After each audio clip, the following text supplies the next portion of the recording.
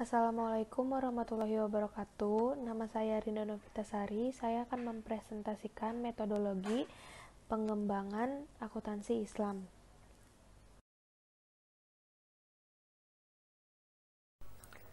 Pengertian akuntansi syariah. Akuntansi syariah adalah suatu sistem atau teknik dari suatu pencatatan, penggolongan, dan peringkasan, pelaporan, dan menganalisa data keuangan yang dilakukan dengan cara tertentu yang dapat digunakan dalam pengambilan keputusan ekonomi atau perusahaan dengan menggunakan prinsip-prinsip syariah yang terkandung dalam nilai-nilai Islam.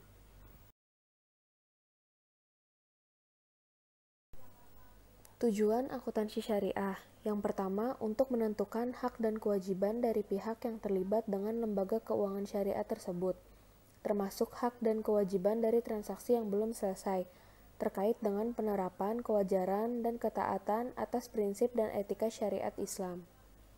Yang kedua, untuk menjaga aset dan hak-hak lembaga keuangan syariah. Yang ketiga, untuk meningkatkan kemampuan manajerial dan produktivitas dari lembaga keuangan syariah.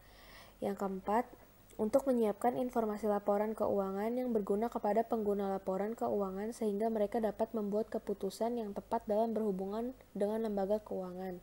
Yang kelima, diungkapkan dengan baik akan meningkatkan kepercayaan pengguna serta meningkatkan pemahaman informasi akuntansi sehingga akhirnya akan meningkatkan kepercayaan atas lembaga keuangan syariah.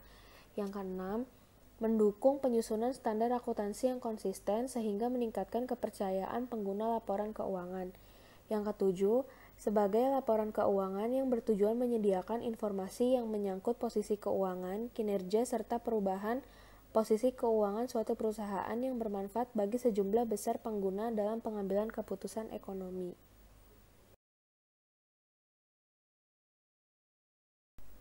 Selanjutnya, sebab munculnya akuntansi syariah.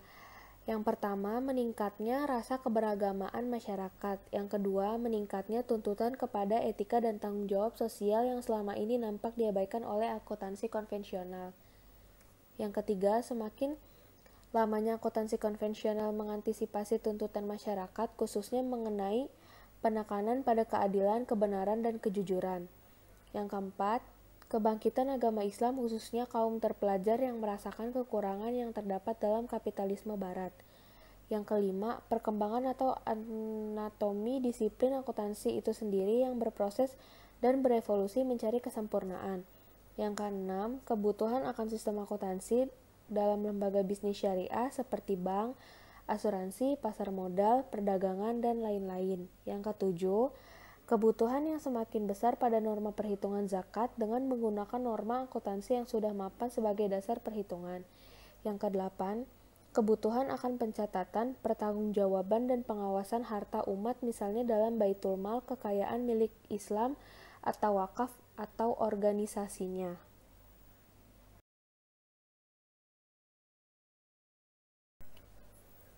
Selanjutnya yang terakhir, prinsip akuntansi syariah. Yang pertama, prinsip pertanggungjawaban. Pada dasarnya yang digunakan dalam akuntansi syariah ialah Al-Quran. Maka prinsip pertanggungjawaban merupakan salah satu bentuk implementasi hal tersebut, di mana setiap hal yang dilakukan oleh manusia harus dipertanggungjawabkan. Secara konkret, transaksi yang dilakukan seorang pembisnis harus dipertanggungjawabkan. Nah, salah satunya ialah melalui laporan keuangan atau laporan akuntansi. Yang kedua, ada prinsip keadilan. Prinsip keadilan dalam akuntansi ini memiliki dua pengertian. Pertama, keadilan yang berkaitan dengan praktik moral, yaitu kejujuran yang merupakan faktor yang sangat dominan. Tanpa kejujuran ini, informasi akuntansi yang disajikan akan menyesatkan dan sangat merugikan masyarakat. Kedua, kata adil bersifat lebih fundamental dan tetap berpijak pada nilai-nilai etika atau syariah dan moral.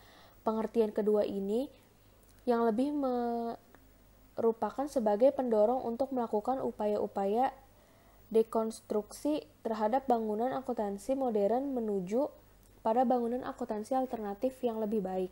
Yang terakhir itu prinsip kebenaran.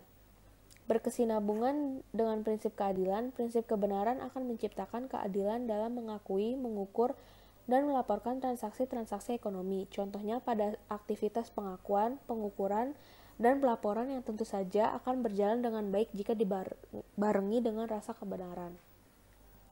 Sekian presentasi dari saya, kurang lebihnya mohon maaf. Wassalamualaikum warahmatullahi wabarakatuh.